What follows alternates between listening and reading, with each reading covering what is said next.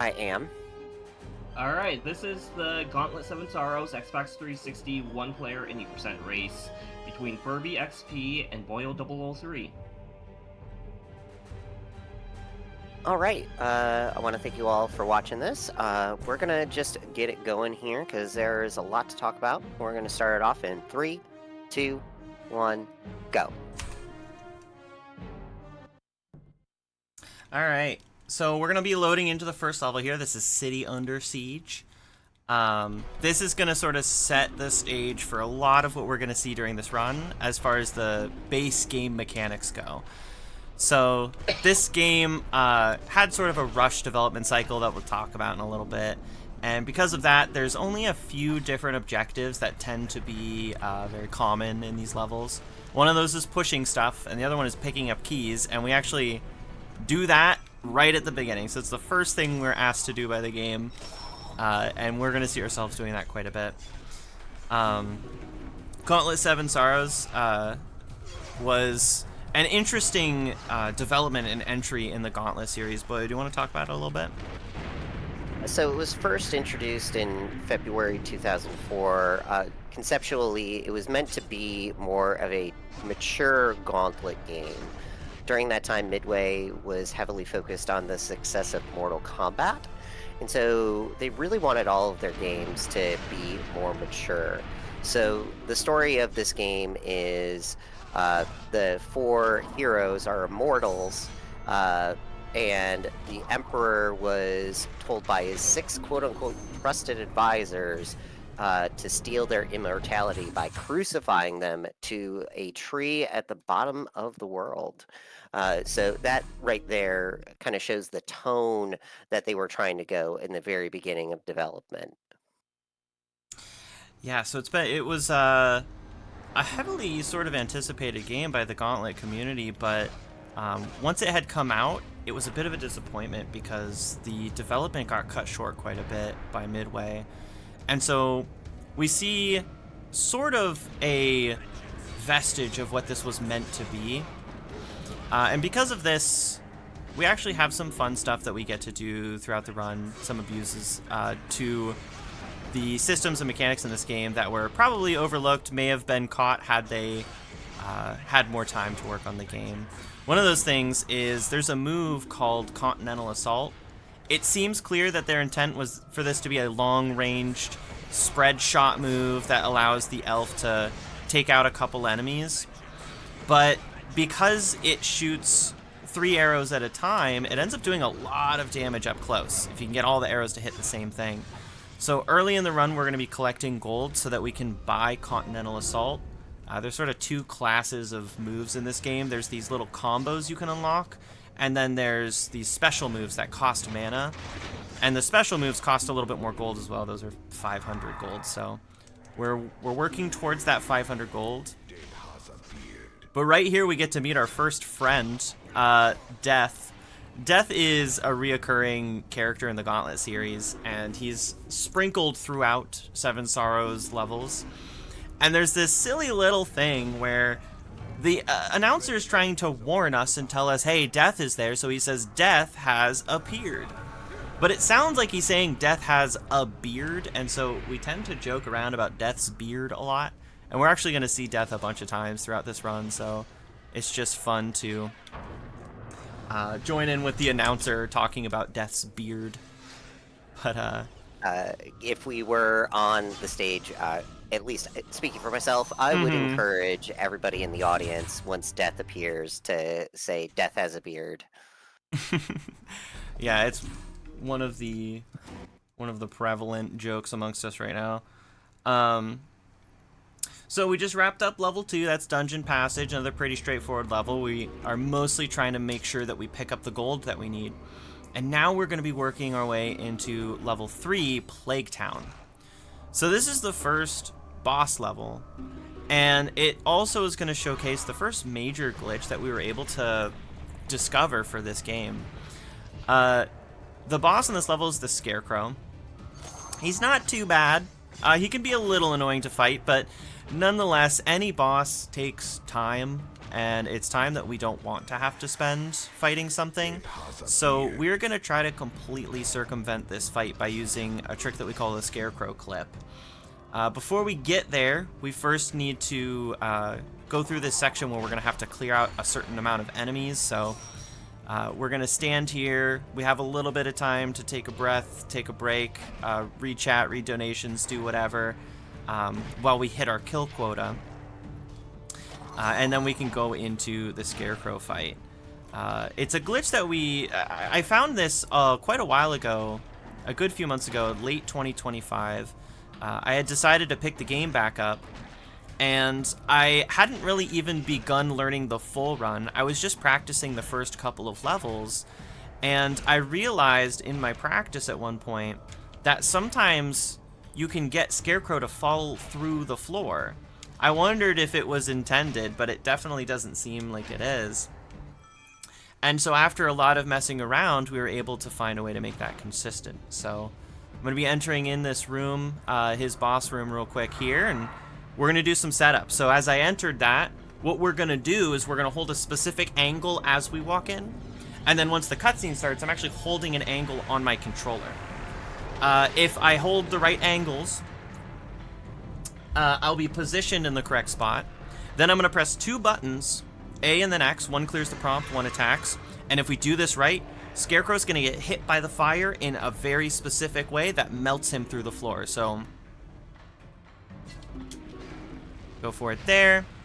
And awesome. We ended up getting the Scarecrow clip. So that is how we're able to skip the Scarecrow. The button presses we do have to be about 175 to 180 BPM. So as long as you get that timing right and your position is right, you can usually get that Scarecrow clip, which saves quite a bit of time.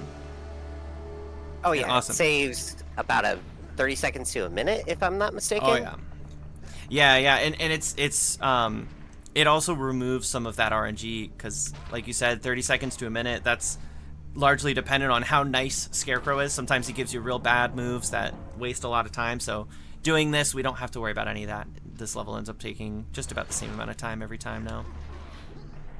And now that we have made our way towards the end of this level, we've actually managed to pick up just enough gold to buy Continental Assault. So once we finish this off and get the portal to spawn, we can buy Continental Assault. And right when we start this next level, you'll get to see why Continental Assault is so good. It does an incredibly high amount of damage to anything we stand close enough to. And throughout this game, we're going to have to destroy a lot of generators, which spawn enemies. And obviously, we'll have to fight a bunch of bosses. And so Continental is going to be a really, really good tool for us to use against that.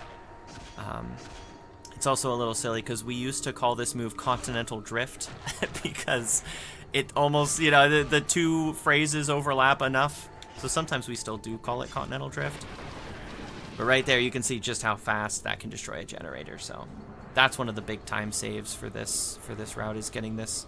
It's something that was discovered by a runner back in 2016, and it was one of the few real optimizations that was made in the speedrun for this game way back then, because a lot of what we do was discovered just in the past few months. But a runner named Boyo was one of the first players to actually give a good shot at trying to optimize this run, and he's the one that discovered that Elf was as good as he is. So about 9-10 years ago, he discovered some of these strats.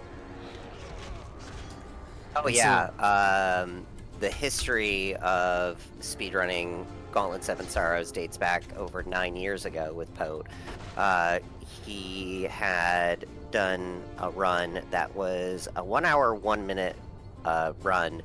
And at the time, he was convinced that a sub 1 hour run was possible, but for whatever reason, he chose to step away from the game.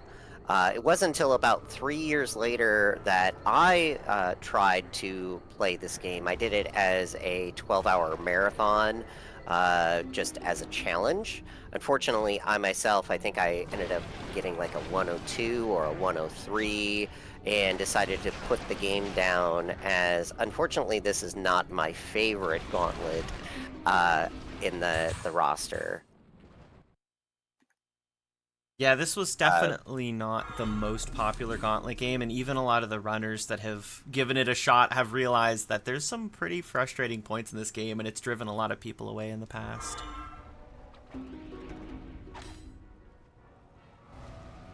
But here we're seeing... Yeah, go ahead. Oh yeah, I was just going to say real quick, we're seeing Boyo do the cutscene skip. This is one of 2 cutscene skips we found, so... In Shipbuilder Village, we actually know where the final portal is going to spawn, and we're able to stand there as we destroy that final generator. Normally a cutscene will play, and we have to wait for the cutscene to finish before we can walk over to the portal, but if you're already standing on it, you can instantly leave the level. So that is just one of those really small but nice optimizations we found where there's a couple cutscenes that we can skip. And then also in Sunken Harbor, we just saw another death chest. Death has a beard. Do you want to talk a little bit about the history of this level, Boyo? Yeah, so Poe used different split names for the levels instead of using the actual level names. And one of those, for this level in particular, is called Money, Money, Money. The reason being is there are a lot of chests, as you can see, and a lot of them hold 50 gold, which is where the first build for getting enough money for Continental Assault. Nowadays, what we're doing now is we're picking up just enough gold to buy a move called Falcon Pact, which is a button combination that we use in tandem with Continental Assault for the next level.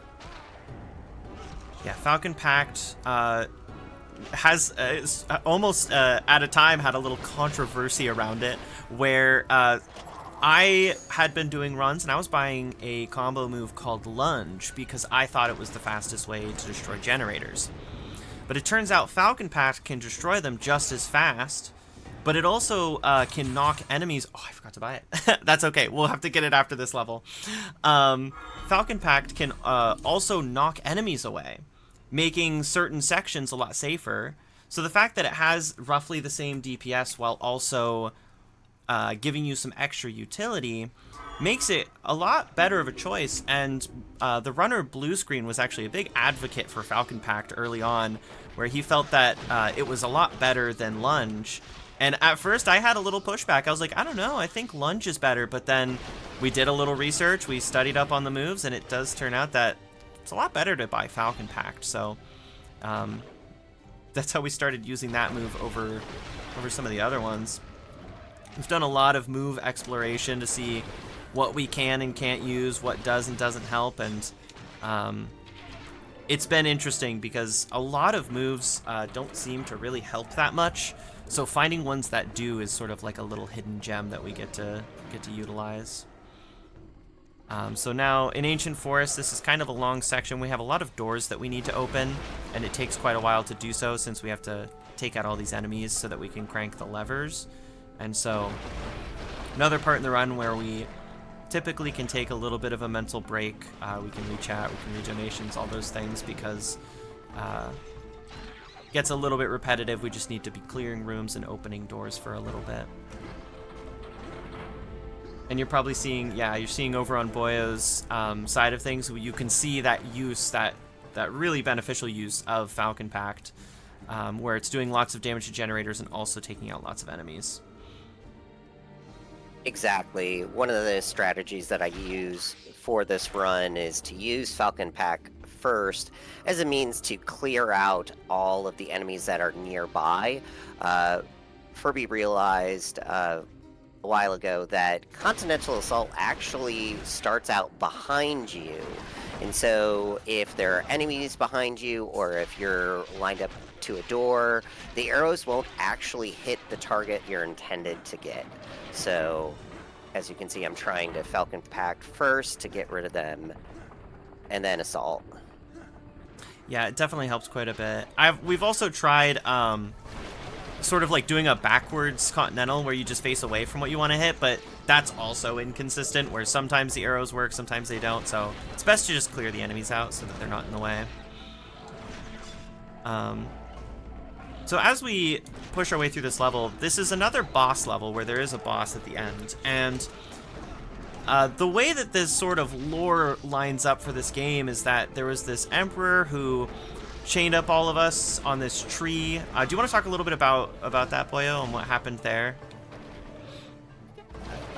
So the way the history of the game goes is your 4 characters are immortal, and the Emperor got word from his 6 trusted advisors that we were no good, and they needed to steal our immortality. So the 4 heroes were crucified on an ancient tree at the bottom of the planet, thus taking away the immortality. As a result, the 6 advisors turned into monsters, and they decided to start taking over the world. So in his last act before his death, he took us off of the tree and was like, please atone for my 6 sorrows, hence the name 7 Sorrows. Yeah, and so what's kind of funny for us about this is these bosses we're fighting, these are the those advisors that have been turned into these monsters. And the one we're about to fight, he's called the Twisted Man. And for some reason, when the Twisted Man was sort of morphed, he got turned into a giant tree guy. And so one of our runners, Blue Screen, who is one of the primary innovators for a lot of the strategies that we use, he kept calling this boss Groot. And that led to all of us adapting to calling this boss Groot. And at this point, we kind of forget his name actually is the Twisted Man, and we usually just call him Groot. So we're gonna go fight Groot soon, and hopefully he's nice to us. He can be kind of a jerk because he has a lot of moves that can really stall for time. So we're gonna hope that he gives us some good RNG, and then we're also going to be attempting the second cutscene skip that we've found, where if we finish this boss fight standing in the right spot, we can end the level during a pretty long cutscene, which saves quite a bit of time. So, oof, and I'm getting a rough start already. So hopefully things can turn around a bit.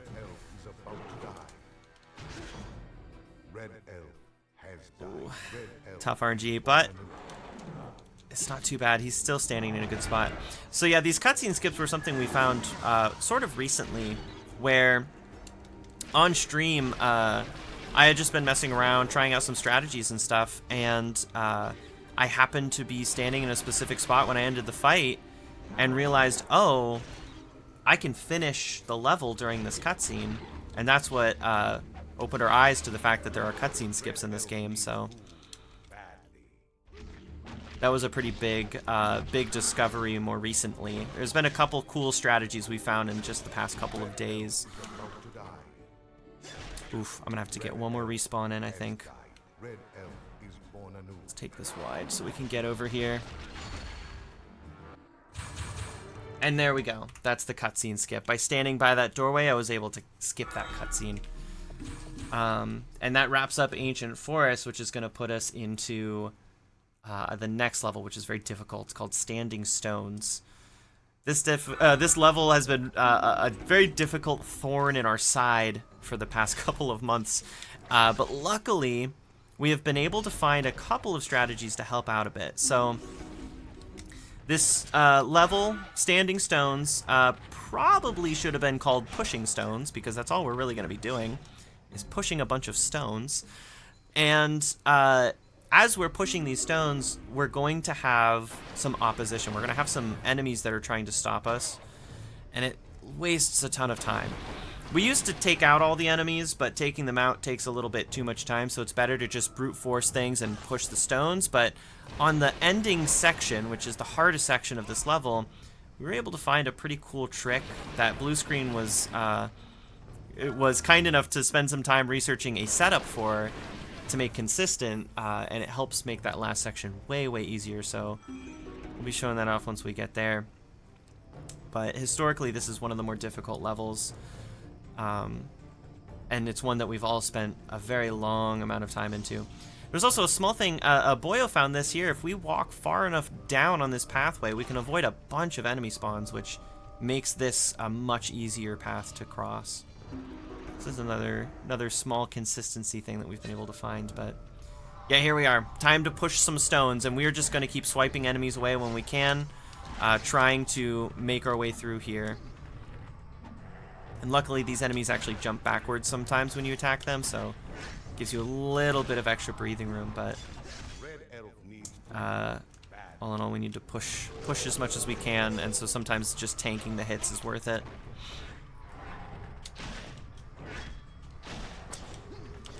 As we get through this, it's very interesting to see how different this run is. The 1 hour, 1 minute run that Pote had done 9 years ago was using more or less all of the same tools and resources that we're using here in this run.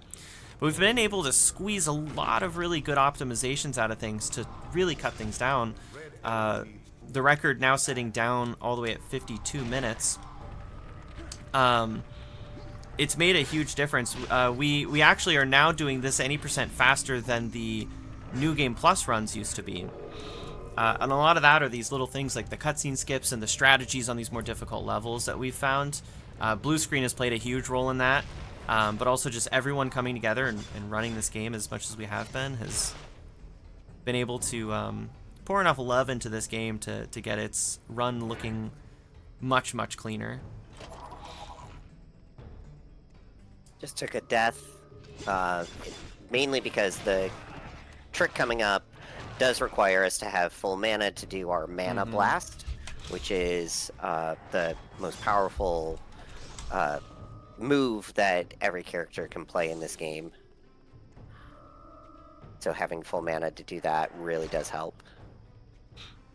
Yeah, so what we're going to do as we approach the second portion, these enemies are kind of silly. They can be aggressive, they can be strong, don't want to take too much credit from them. The one thing they don't seem to have is very good eyesight. So for some reason, so long as we're far enough away from them, they won't know where we are and won't be able to aggro towards us. So rather than guiding them towards an optometrist or just giving them some eyeglass wear, we're going to try and abuse that a little bit to save ourselves some time. So the biggest issue with this level is that we need to push these stones, and getting interrupted loses us a lot of time. So we're going to run up in this corner, and we're going to die. And because we mana blasted before entering the room, almost all of the enemies, or maybe sometimes all of them, will have been taken out, and now all of those enemies up in the corner are stuck. And we can push these stones mostly uncontested. I think I might have a single enemy, or that might have been left over from the previous room, so I think I'm okay. Yes, so... Same, I have one enemy that's following me around. Yeah, They are a super fan.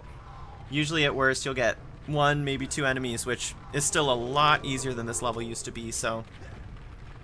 Because they can't see us for some reason, we're all good to go, so now we just get to push these stones. This used to be such an incredibly difficult section.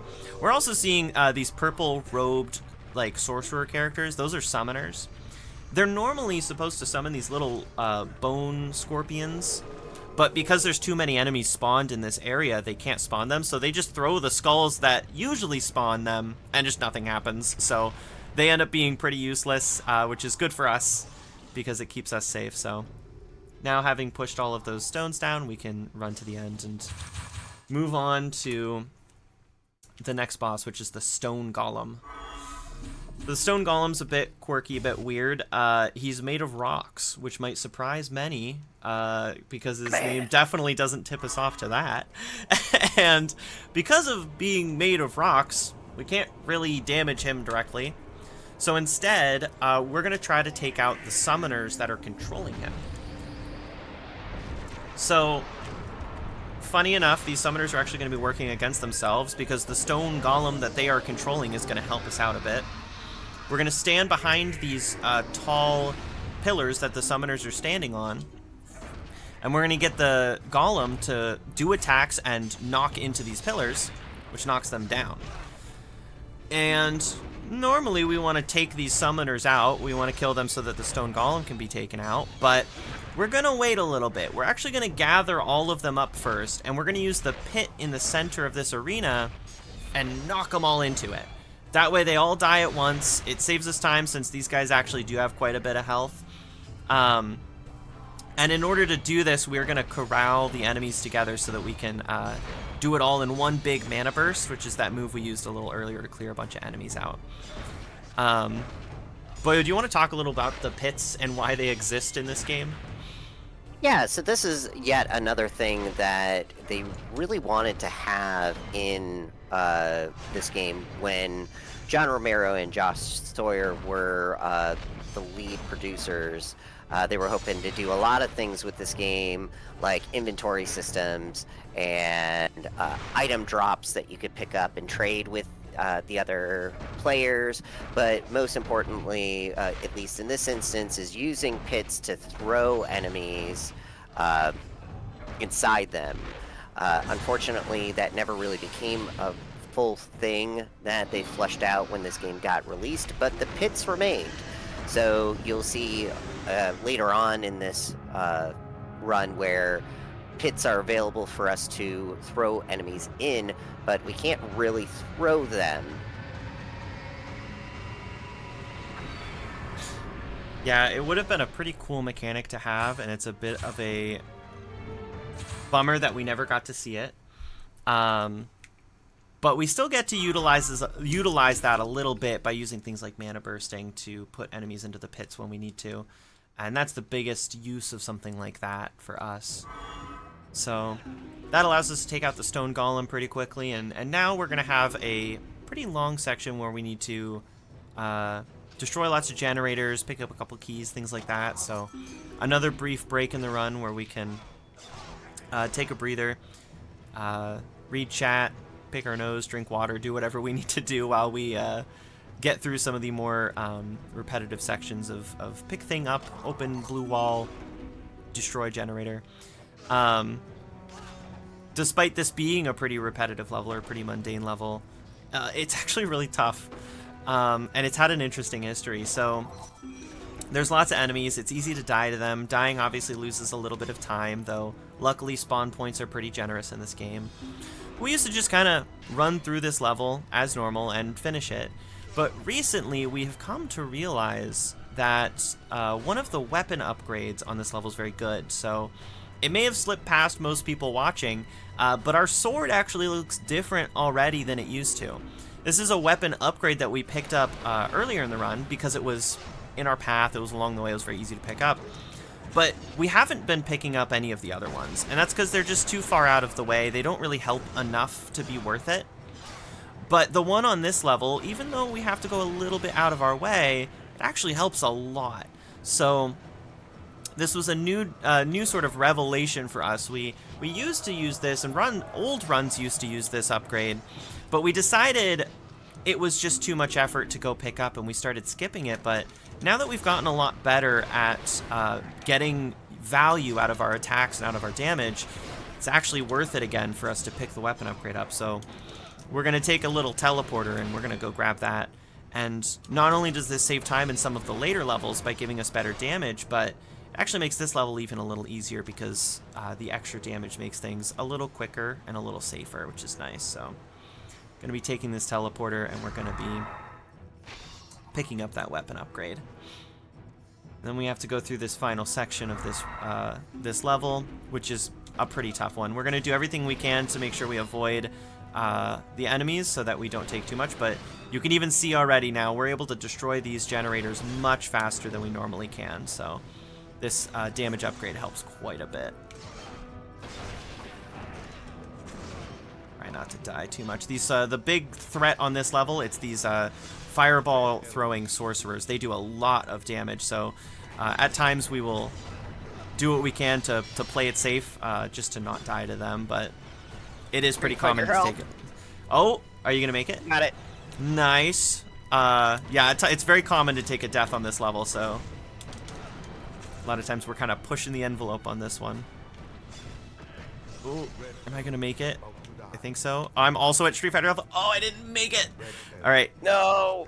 That's okay. Spawn point is very close by. Just a few more seconds to get to the end with that, but there we go. And that's Imperial City. That's a pretty infamous level for the difficulty it has had. But now it gives us one of the better weapon upgrades, which is very helpful. And now we're moving on to Imperial Palace. A pretty straightforward level. Another breather that we can take. Gotta destroy some generators, take out some enemies, pull levers, etc. So we're gonna be doing that now. This game could have been a lot more. It is really cool. I like it personally quite a bit. It definitely could have been a lot more. And it had some unfortunate... it's got some unfortunate history with this development cycle. Boyo, do you want to talk a bit about John Romero and some of the planned things, like the characters that got cut? Oh, absolutely. You'll have to remind me the names of the two characters. Oh, yeah, but, I can. Yeah. as mentioned, this was meant to be the mature version of Gauntlet. It was supposed to have darker themes about the heroes and their plight with the world around them. And this was all put together and shown in E3 2005, which was in May, to be more specific. And everybody was very excited about seeing this. Unfortunately, shortly thereafter, Midway was kind of in a bit of a financial crisis. A lot of the games that were being developed at that time were falling behind due to software and level creation issues. And management at Midway basically said to all of the teams, hey, there needs to be a game that is produced and shipped out for Christmas of 2005. Somebody's got to get some cuts. Something has to give. And unfortunately, Seven Sorrows got the short end of the stick. And due to that, Josh and John decided to leave Midway in July of 2005, leaving new managers to basically pick up the pieces and kind of Frankenstein a game together to ensure that it got shipped out. It got shipped out in America on December 12th of 2005, and that is what we have today. Yeah, and as part of this, we unfortunately had two characters cut. One was called the Lancer, and one was called, I think, the Tragedian. And they, from what they were supposed to be, they sounded pretty cool. The Lancer was actually supposed to have a lot of like mobility-based mechanics for him. And that would have been awesome probably for us to have a character that's a little more mobile. But those unfortunately got cut. We do have concept art that we can look at for them, but with the rush for the game to get it out as fast as possible, they didn't end up including that many characters. And so we only have the 4 standard Gauntlet characters that we usually see, which is in this case, it's the Elf, the Wizard, the Valkyrie, and the Warrior. And we usually just see the Elf. In our other categories, we actually do get to make use of all of the different characters, but Elf is definitely the strongest, and so that's who we tend to use for this category here. So, now we're in Throne Room. Throne Room is kind of a double boss. I mean, this first portion's, I guess, more of a mini-boss. But we need to take out these golden statues, and then later on we're going to take out the Grand Magistrate, which is the next major boss, one of the advisors to the Emperor. So this section is a little notorious. It's kind of difficult, and these bosses can soak up some major time sometimes. So a lot of that has to do with the kind of RNG that you get on the Grand Magistrate portion at the end of the level. Sometimes he's nice, and sometimes he's very mean. So we're going to hope that he's nice and gives us... Oh, I'm a little stuck here. Gives us some good attacks, and if he is, then that's awesome. But sometimes he's quite mean. Okay, and then also this room is a very weird room. So we have to crank these levers and close these trapdoors in order to progress forward. But it's really, really hard to do no matter what you try. It's hard to do as one player. And it almost seems like they didn't really consider the fact that people would play this game by themselves. It's not so bad if you're playing co-op and can defend each other. But what we tend to do is use our mana to do a burst right before we start turning the lever. That way we can do it mostly uncontested. And then usually we end up taking a death so that we can get that mana back and do it a second time. It's a very interesting way for them to have set this room up because we can't avoid all of the enemy spawns. But you also see So many your boy... times. Yeah. Go ahead. No, you go, you go. So many times in that section, I've almost gotten one of the trapdoors to close, and one of the enemies will just hit me just at the right moment to just reset the whole thing. It can be very tilting as a player. Yeah, it's a very difficult section, and then you have to go right into one of the most RNG heavy bosses right afterwards too. So it's a very difficult portion to maintain a good mentality on sometimes. But here we are. We're going to take on the Grand Magistrate. Boyo has already finished it, I believe. Funny enough, for some reason, when we finish this boss, it spawns death, which is meant to like pressure us to run to the end, I guess, and push the statue. But death moves so slowly that we don't even see him by the time we finished the level. So a little silly for him to even be there. But I'm sure that there were probably some other bigger plans for him that just didn't quite make it in. But that wraps up Throne Room for us once we've pushed that statue.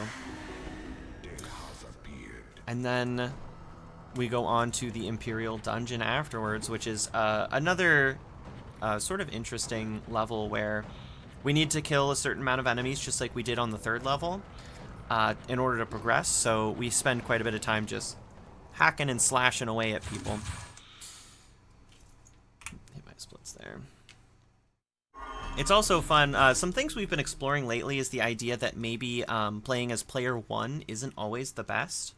We found some fun stuff on Imperial Dungeon where maybe player 4 is actually a little faster because where he spawns and where teleporters put him are a little bit better. And so that's something we've been exploring a little bit lately is maybe other controller ports are better, but if we use other controller ports, things like the Scarecrow clip, we need new setups for because those also will change. So it's been a very interesting time trying to explore those different ports and seeing if maybe the green or the yellow character port is better. But here we're just going to be mostly focusing on good mana management and taking out these enemies as quickly as we can. And it's another point where we can kind of settle down, read chat, read donations, do things like that. Falcon Pact can be pretty helpful here, but our damage is pretty good thanks to this weapon upgrade, so as long as we keep the attacks going, we usually do pretty good.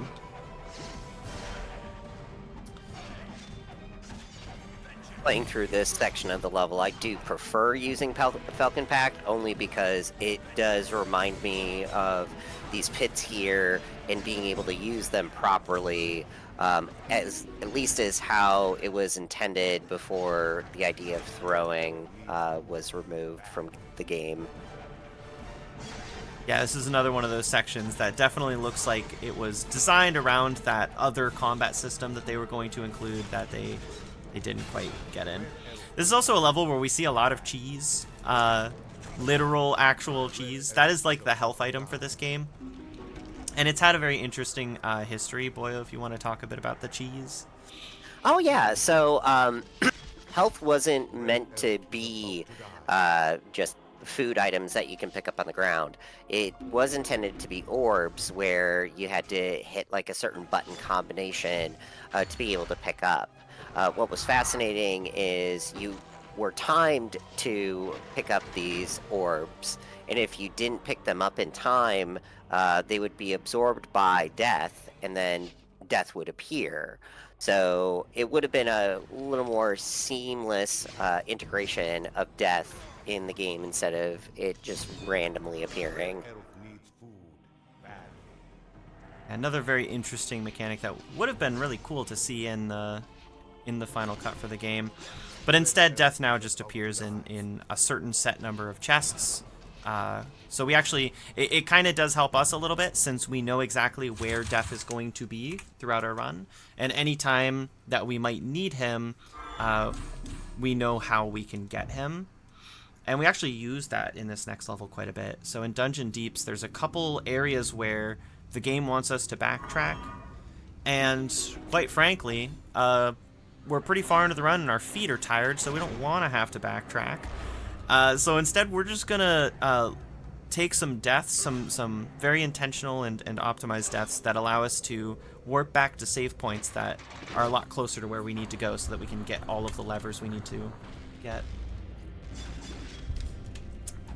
We're also going to do some things to optimize that that death warp by clearing out old enemies that aren't very strong, so that new enemies that are going to be stronger will spawn in, because there's a couple scripted guaranteed spawns in these sections up here, and those enemies are stronger, so making sure that we have those guys is gonna help us take some of these death warps a little bit faster. Does warrant a little extra carefulness though as we run through here, because sometimes you can accidentally take an early death, which can hurt a little bit, but luckily it's really not too far that you have to run. So yeah, in any percent, it is better to take the death warp because it does end up saving anywhere between like 4 to 6 seconds. But if it doesn't happen or you have full health, you can easily just take the walk and it's not too impactful on the overall run. Which is very nice. So now, after taking these death warps, you'll see Boyo entering a room soon that has had a very interesting history. So this room, we used to have an issue where it would kind of bug out a lot. Sometimes this gate that's supposed to open after we kill these 2 tall blue guys, it just wouldn't open. So a runner blue screen eventually found out that what needs to happen before the gate will open is we need to make sure enemies are spawning in the back of the room.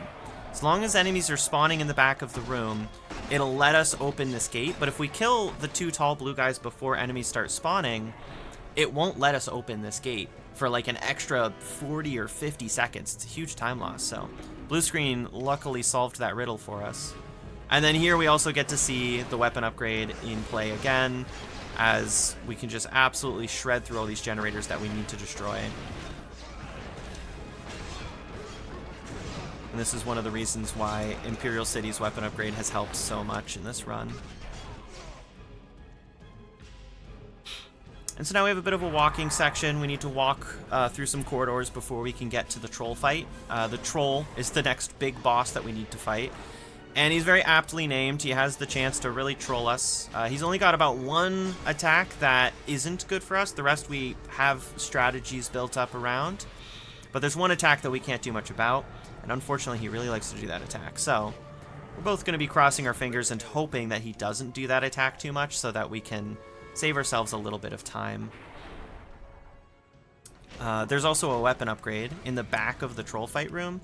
We're probably going to be picking that up as well, just so that we have the best weapon in the game, because that's the final weapon upgrade. And that'll help us both during the fight, but also in some of the later parts. Here we go. Also some fire traps around this room that can be a bit hazardous and warrant a little extra safety. I hope I survive to get the... There we go. Alright, and luckily taking deaths on a lot of these boss fights, you just respawn right inside the arena, so not a huge deal if you take a little damage and die here. And there's that move that we don't want, that big tennis arm swing that we can't really do much about. But this one, this overhead swing, we can counterattack that, so that lets us stun him briefly and saves us a little time. And there we go, that's the troll fight. One of the, historically, one of the more difficult fights that would end up wasting a lot of time, but we've gotten much, much better at that fight as of late, so it has become a much more consistent part of the run. Oh, I had actually died during that cutscene, so I need to respawn. Oh no. I hadn't really known. I don't know if I've seen that before. I died during the cutscene. I think something hit me as it started, so. The double KO. Yeah. So now we're entering the sort of underworld section, these caves that we have to go through. These levels are very objective heavy, so a lot of what we've done up until now is mostly around destroying things or just picking up keys. But we actually have some sort of unique functioning mechanics and objectives on this level and the next level, these 2 levels. It does, to me, seem like this level was likely going to be focused on the elf character. Their color palettes line up, and we know that there was meant to be a lot more lore and story told about the different characters. Boy, I don't know if you want to maybe talk about how that was going to play out. To my knowledge, this game had 16 levels, and 4 levels were going to be centered around each character. The first 4 being for the warrior. The next 4, in my best guess, would be for the wizard. And the next 4 being the hometown for the emperor, which would be the place for the Valkyrie, and then the last bit would be for the elf. Don't quote me on that. Unfortunately, a lot of the story got lost when the management took over and John Romero and Josh Sawyer left. So we're kind of left in speculation as to like the accurate history of this game. Perhaps one day somebody will decide to pick up the pieces and fill in the gaps, as it were. Yeah, it's very interesting how that was seemingly meant to play out. I really like the way these levels ended up looking, and I do wish we could have gotten more lore from them, because these levels are very pretty. And I like the music in them as well. So, but yeah, here we have to keep taking these teleporters, and then once we teleport, we have some levers that we need to pull. And there's 3 of these levers. There's 3 teleporters and 3 levers. And a lot of times, once we're down there by the levers and we've pulled them, we end up trying to take another death warp. And that's because walking back up takes 10, 12 seconds. So as long as you can die a little faster than that, then it's pretty worth it to take that death warp. So a lot of times what you're going to see is that we run down here, we pull these levers, and then we go ahead and let the enemies take us out. Luckily, I'm getting to it. there you go. Death has beard. Yes, death has a beard. Yeah, so taking these death warps, saving ourselves a little bit of time. Also having this weapon upgrade, any of the generators that we do need to take out, we can do so a little bit faster. I'm also about to get death here. Death has a beard. And here's actually an interesting spot. There's going to be a grouping of generators here. We're actually going to be using the Slam instead of the Continental Assault for this, mostly.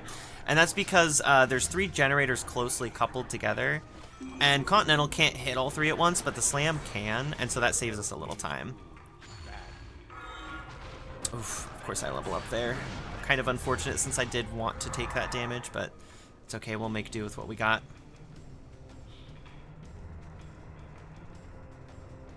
We're starting to push our way towards the ending portions of this run. Only a little bit left for us. Got a little unfortunate with the enemy spawns. I don't have the dragons that I usually hope for.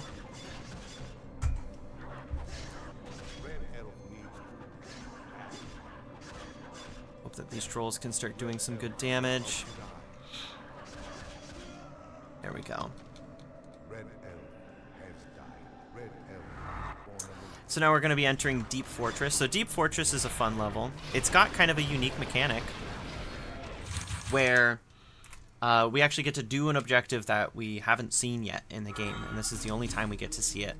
There's going to be these crystals, these magical crystals that we need to activate throughout this level.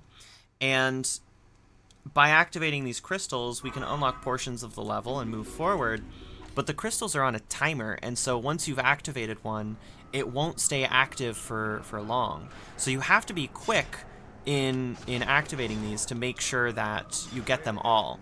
So it could be a bit of a stressful level. The first section's not too bad, but it's really that second set of crystals that's going to be really difficult for us. Because we're going to try to get it in one cycle. There's some things in the way, and so normally you have to clear the things out first, but we're going to try to be doing the clearing and the activating at the same time. So, going to activate some of these crystals. I also did a little... Oh. Oh, no. I've never had this happen. So that was fun. I ended up getting completely body blocked from one of the crystals, and they killed me. Oh, no. So that's going to put me a little bit further behind, but that's okay. Hopefully we can make up time by getting a good 1 cycle in the second set of crystals. So luckily that spawn point's close by. I can go ahead and hit those again. And you'll see Boyo doing that second set of crystals right now.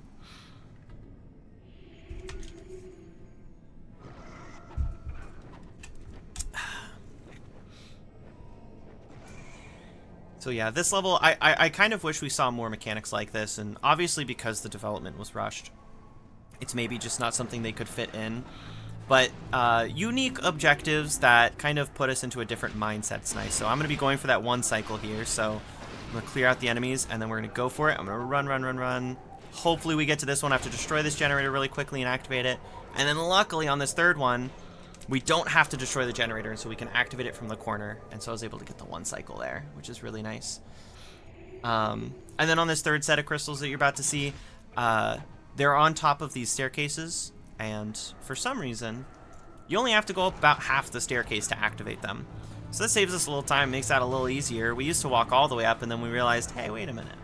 We can press the button pretty early here and make this a little bit easier. So as we approach this third set of crystals, you'll start seeing that. And then what you'll see Boyo doing here is starting that final boss. So Caldera is the final boss of the run. Do you want to talk a little bit about Caldera, Boyo, and how that works? Yeah, so Caldera is, in the lore, the baddest, the most fierce of all the advisors. As he appears from the lava, he seems quite menacing. Unfortunately, due to the rushed timeline of this game, the objective here is to aim and fire 4 ballistas that will take out Caldera. In a way, it's unfortunate for a final boss to have such simple mechanics, but as a speedrunner, it's really refreshing to have a final fight be a little bit more on the easier side. Can focus more on the enemies that are surrounding you and the projectiles that Caldera fires, as opposed to a number of different things. Going into this section right here, what I'm hoping to do is hit this switch to get the bridge, and then Mana Blast to get rid of all of the enemies. The reason is the enemies do like to follow you throughout, and one of the things that Furby discovered in this level in particular, if you can get rid of a good portion of the enemies that had been loaded in now, when we get to toward the end where we have to start pushing more stones, there will be less enemies that we have to deal with then, which saves us time. Yeah, it's a nice little strategy, adds a little consistency to this level. Untimely deaths can be kind of tough for the end of the run here, and so having something that gives us a little bit of a break at the end once we have to push these stones can be nice. And it's kind of silly. I mean, a lot of what we're seeing here are recycled mechanics from previous levels, so levers, ballistas, pushing stones, that's what we saw throughout the run previously, and so it's very interesting to see what they seemingly were doing to try and speed things up during their development, because they didn't have time to maybe do more with this. So I'm very low on health, but actually I might just take this death here because I'm right on top of that spawn point. That'll help me a little bit. Here's where we want to try to get those enemies stuck. I'm going to try to stand back a little further, make sure they get stuck on the island. Hopefully Caldera didn't kill them with that fireball, and we can try and finish off this level all by our lonesome. Activate these switches. And from what I'm seeing, Boyo is getting real close to that end point. So once we take these teleporters, yeah, once we take the teleporter and activate those last switches, the fight is over, and that is the end time for our run. Yeah, go ahead and call it once you get to the final cutscene. I am just nearly there, just on those final stones.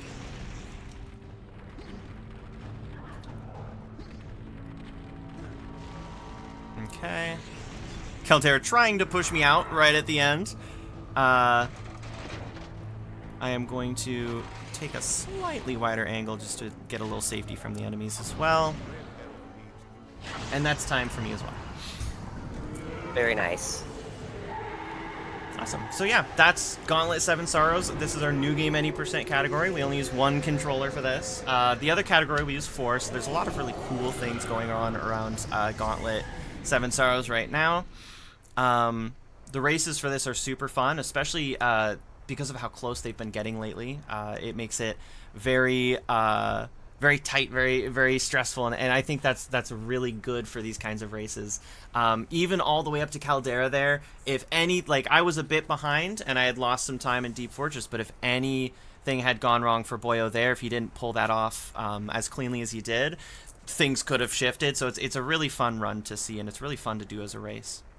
Boyo, if you have things you'd like to say. Yeah. Yeah, I absolutely agree. One of the things that I'm very thankful for this is that we have 2 pretty active runners. We've mentioned it before. This game really had its renaissance starting on January 14th of this year, literally 2 days after I had gotten back from AGDQ 2026. And ever since then, both Furby and Blue Screen 18 have been optimizing the run, have been questioning the original ideas, and the times have been going further and further down. Once was thought to be only a pipe dream to be under an hour in single player, new game to be specific, is now a 52-minute world record time. So having the 2 of you here to be able to inspire and create new ideas to keep the times down, I am truly thankful for. So I want to thank the both of you for being a part of it. And why not have a race at GDQ? I think that is far more enjoyable for the viewers. Yeah, and I want to give a huge shout out to Boyo as well. Boyo has been amazing. I'm new to the Gauntlet series, and I'm new to the Gauntlet community. This is the first game that I've run from the series, and it's been incredibly fun. Boyo has been a pillar of the Gauntlet community for a long time, and he's been an absolute exemplary person and player amongst everyone. Getting to know everyone has been awesome. Getting to run the game together, we've been doing races and co-op runs. We actually did the first official co-op speed run, which was incredibly fun. That was between me, Boyo, and Blue Screen. So, been awesome. Also, massive shout out to Blue Screen, who has found tons of the strats that we use, been really innovating the way that we approach this game. So, it's been a lot of fun, and I really appreciate everybody that has pulled together for it. So. With that, I want to thank you all for watching this run. I really hope that the GDQ committee will consider us as a part of the SGDQ 2026 lineup. And until next time, remember, keep playing. And cut. Cut. Nice.